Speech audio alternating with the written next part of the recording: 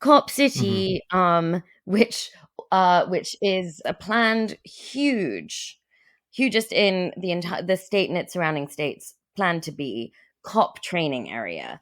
There's supposed to be an entire mock downtown built where cops can practice their riot suppression, including with, like fake rioting actors and, practice using missile launchers and training with explosives. And cops from all around the country are supposed to be able to go there and train too. The plan for this, it's not just they're using, what would have already been, a mass tract of concrete. The movement against it is called Defend the Atlanta Forest / Stop Cop City, because the plan for Cop City is to raise well over 100 acres of Atlanta's forest lands. Atlanta, for people who Mm-hmm. don't know about its terrain a lot, it's got a huge forest. Mm-hmm. It's got one of the biggest forest canopies and forest coverage areas of any city in the United States. And the forest, particularly that Cop City aims to raise, is surrounded by a vastly predominantly poor black neighborhoods, who would be directly at risk from the noise pollution, air pollution, and just the presence of the violent fact of more cops training in their vicinity. So Stop Cop City is both a challenge to the continued funding of militarized policing in the US. It is an environmental struggle to protect a forest that is necessary for the people of Atlanta. So, for the last well over a year, organizers against Cop City have, as I noted in my piece, and I've in a couple of pieces, they've been incredibly successful. Like, ground has not yet been broken, and they've been successful as a small movement by being really nimble and using numerous tactics and strategies, including engaging with, local community kids who've done like peaceful marches, then also creating an encampment in the forest itself where people have like fed each other and looked after each other with waxing and waning numbers, but there's always been a sort of base of it, including a more militant contingent who've been willing to create tree sits, which are risky, and take up the front lines when police have attempted incursions. And there's also been more of a national effort to make very specific targets, both for protest and for low-level property damage, of the mass corporations, from real estate to even like Coca-Cola, that are pouring money into the Cop City project.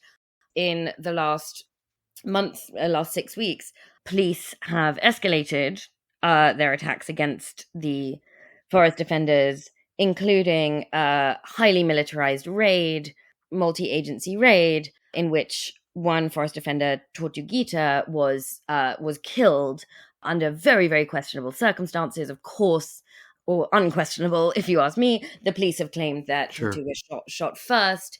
Even if that's the case, their family, excuse me, last week, or even this week, released a statement based on the autopsy that they had demanded, which revealed that they had at least 12 bullets in their body. So, that Wow. was necessary, to, even if it was to disarm. Although released today body cam footage from the police, even though there was no direct body cam footage, but from body cam wearing agencies that were nearby the shooting and heard it, one officer can be heard saying, oh, something along the lines of, oh, those like assholes shot one of their own, because only one officer, who is wounded, not dead, was hit with a bullet. There has since been, rightfully so, a national outpouring, a number of vigils, a number of acts of solidarity, further property damage against the supporters of Cop City, and in turn, an aggressive raid to try and clear the encampments.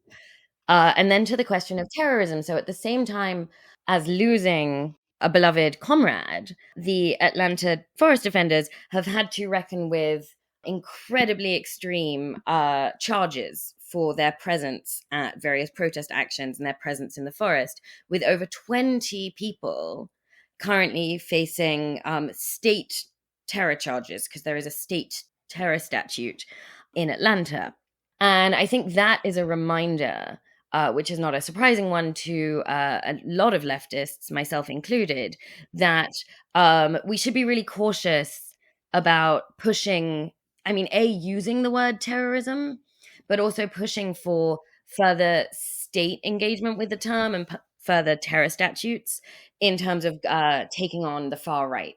So after January 6th, the Biden administration did use the word domestic terrorism, talked about expanding federal domestic terror statutes, because right now there aren't exactly federal anti-terrorism laws, but DHS, Department of Homeland Security, has categorizations of what counts as domestic terror in order to investigate and build cases around certain groups. And it's, wildly distorted. Yes, I'm not saying that there haven't been major cases against white supremacist organizations. There have been. But given that well over 70% of extremist killings in the last 30 years, and even more so in percentage-wise, have been right-wing extremists and white supremacists, the focus on looking and creating categories like Black identity extremist, as happened under Trump, are sort of laughable. And what that shows, which is no surprise to those rightly skeptical of this kind of state effort, is that, terror is always a title used by the state to select its own enemies. And we shouldn't be surprised that that is then weaponized more readily against Black liberationists, anti-capitalists, environmentalists, those who genuinely threaten the status quo of the state, rather than the sort of white supremacists with deep entrenchment and connections to and presence in law enforcement apparatus. When these sort of categories have been robustly and forcefully applied to white supremacists, examples like Waco, where there are anti-state, libertarian extremists, or, the Bundy Ranch, things like that.